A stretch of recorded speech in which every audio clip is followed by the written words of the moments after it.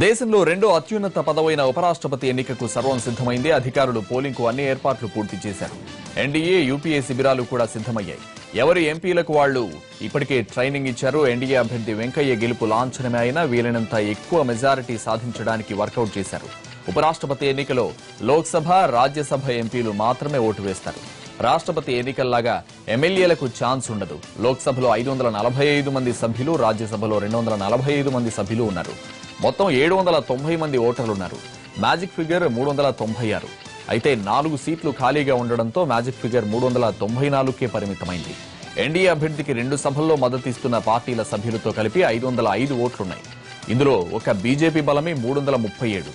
తర్వాత రెండో స్థానంలో 50 సీట్లతో అన్నాడీఎంకే ఉంది. ఎన్డీఏలో లేనప్పటికీ అన్నాడీఎంకే, వైసీపీ, టీఆర్ఎస్ పార్టీలు ఎన్డీఏ అభ్యర్థికి మద్దతు పలుకుతున్నాయి. రాష్ట్రపతి ఎన్నికల్లో ఎన్డీఏ అభ్యర్థికి ఓటేసిన జేడీయూ, బీజేడీ మాత్రం ఈసారి విపక్ష అభ్యర్థికి ఓటేయబోతున్నాయి. యూపీఏ బలాబలాలు చూస్తే కూటమిలోని అన్ని పార్టీలకు కలిపి ఉభయ సభల్లో 276 మంది సభ్యులున్నారు. ఇందులో కాంగ్రెస్ బలం 103 కాగా తృణమూల్ కాంగ్రెస్ బలం 46గా ఉంది. రాష్ట్రపతి ఎన్నికలతో పోలిస్తే ఉపరాష్ట్రపతి ఎన్నికల్లో ముందుగానే బరిలోకి దిగిన విపక్ష కూటమి అభ్యర్థిని వెంటనే ప్రకటించింది. కానీ ఎన్డీఏ అభ్యర్థి వెంకయ్య గెలుపు నల్లేరుపై నడకే కానుంది. రాజ్యసభలో ఎన్డీఏకు గట్టి పోటీ ఇస్తున్న యూపీఏ లోక్సభలో మాత్రం తేలిపోయింది. దీంతో వెంకయ్య గెలుపు సునాయాసమేనని చెప్పొచ్చు. ఎన్డీఏ రాష్ట్రపతి అభ్యర్థి కోవింద్కు ఎంపీ ఓట్లలో 522 వచ్చాయి. మరో 22 ఓట్లు చెల్లకుండా పోయాయి.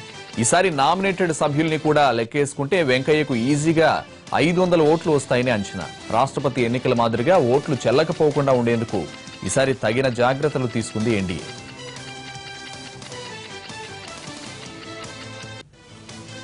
ఉపరాష్ట్రపతి ఎన్నిక సందర్భంగా బీజేపీ ఎంపీలతో ప్రధాని నరేంద్ర మోదీ ప్రత్యేకంగా సమావేశమయ్యారు. పార్లమెంట్ సెంట్రల్ హాల్లో జరిగిన ఈ సమావేశానికి కేంద్ర మంత్రులతో పాటు ఎంపీలంతా హాజరయ్యారు. ఉపరాష్ట్రపతి ఎన్నిక సందర్భంగా పార్టీ ఎంపీలకు పలు సూచనలు చేశారు మోదీ. రాష్ట్రపతి ఎంపిక ప్రక్రియకు పూర్తిగా భిన్నంగా ఉపరాష్ట్రపతి ఎన్నికల విధానం ఉండడంతో దీనికి ప్రత్యేక ప్రణాళికలు అవసరమవుతాయి. వీటిపై సమావేశంలో చర్చించారు. కేవలం పార్లమెంటు ఉభయ సభలకు చెందిన సభ్యులు మాత్రమే పాల్గొంటారు.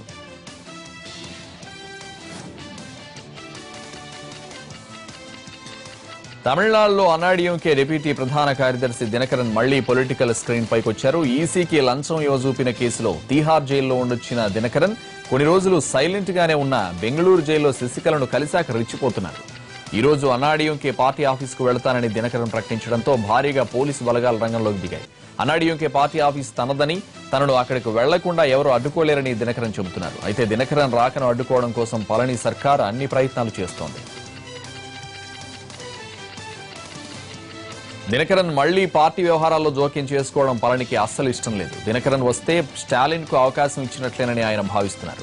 అవసరమైతే దినకరన్ ను అరెస్ట్ చేయాలని కూడా చెన్నై పోలీసులకు ప్రభుత్వం ఆదేశాలు ఇచ్చిందని తెలుస్తోంది. అటు 2 వర్గాల విలీనంపై మాట్లాడిన దినకరన్ 2 నెలల్లో శుభవార్త వింటారని ఊరిస్తున్నారు. అక్టోబర్ 17 లోపే విలీనం పూర్తవుతుందనే నమ్మకం ఉందన్నారు. అన్నాడీఎంకేకు ఇప్పటికీ ప్రధాన కార్యదర్శి శశికళేనని, ఆమె నియమించిన వారిని ఎవరూ అడ్డుకోలేరని దినకరన్ వ్యాఖ్యానించారు. పార్టీలోకి ఆయన వస్తే మళ్లీ చిన్నమ్మ రాజ్యం వస్తుందని, అప్పుడు తమిళ ప్రజల్లో ప్రభుత్వంపై వ్యతిరేకత పెరుగుతుందని పళనిస్వామి భయపడుతున్నారు. ఏపీలో నంద్యాల పోరు వైపు కాకరేపుతుంటే మరో ఆసక్తికర ఎన్నికలకు నగారా మోగించింది రాష్ట్ర ఎన్నికల కమిషన్. 7 ఏళ్లుగా వాయిదా వేస్తూ వస్తున్న కాకినాడ మున్సిపల్ ఎన్నికకు షెడ్యూల్ విడుదల చేసింది. ఆగస్టు 29న పోలింగ్ జరగనుండగా సెప్టెంబర్ 1న ఫలితాలు ప్రకటించనున్నారు. 7 నుంచి 10 వరకు నామినేషన్లకు స్వీకరిస్తారు. 11న నామినేషన్లను పరిశీలించనున్న అధికారులు ఉపసంహరణకు 16 వరకు సమయం ఇచ్చారు.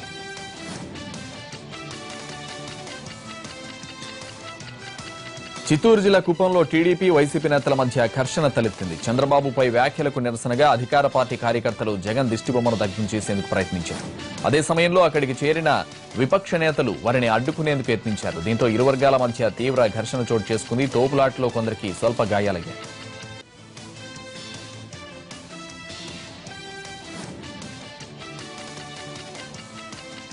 నంద్యాల సభలో జగన్ వ్యాఖ్యల్ని ఖండిస్తూ పశ్చిమ గోదావరి జిల్లాలో తెలుగు తమ్ముళ్లు నిరసనలకు దిగారు. ఏలూరు పాత బస్టాండ్ సెంటర్ వద్ద ఏపీ టీవీ చలనచిత్ర కార్పొరేషన్ చైర్మన్ అంబికా కృష్ణ ఆధ్వర్యంలో టీడీపీ నేతలు జగన్ దిష్టిబొమ్మ దగ్ధం చేశారు. 40 ఏళ్ల రాజకీయ అనుభవం ఉన్న చంద్రబాబును కాల్చి చంపమని అనడం చాలా దారుణమన్నారు. ఇలాంటి వ్యాఖ్యలు చేయడం సరికాదన్నారు అంబికా కృష్ణ. సంచలనం సృష్టించిన అయేషా మీరా హత్య కేసును పునర్విచారించాలని ప్రభుత్వం నిర్ణయించింది. ఇందుకోసం సిట్ను ఏర్పాటు చేసింది. పర్యవేక్షకుడిగా విజయవాడ సిపి గౌతమ్ సవాంగ్ కు బాధ్యతలు అప్పగించారు. 2007లో అయేషా మీరా హత్య జరిగింది. ఈ కేసులో పోలీసులు ప్రధాన నిందితుడిగా సత్యంబాబును చేర్చారు. అయితే కోర్టు అతను నిర్దోషి అని ప్రకటించింది. దీంతో ప్రభుత్వం మళ్లీ విచారణకు ఆదేశించింది. నిజామాబాద్ జిల్లాలో ఘోర రోడ్డు ప్రమాదం జరిగింది. డిచ్పల్లి మండలం బీబీపూర్ తండా వద్ద నిజామాబాద్ నుంచి హైదరాబాద్ వెళ్తున్న ఆర్టీసీ బస్సు లారీని ఢీకొట్టింది. ఈ ప్రమాదంలో బస్సులోని 20 మందికి గాయాలయ్యాయి. ఇందులో 3 పరిస్థితి విషమంగా ఉందని వైద్యులు చెబుతున్నారు. గాయపడ్డ వారిని నిజామాబాద్ ఏరియా ఆసుపత్రికి తరలించి చికిత్స చేస్తున్నారు.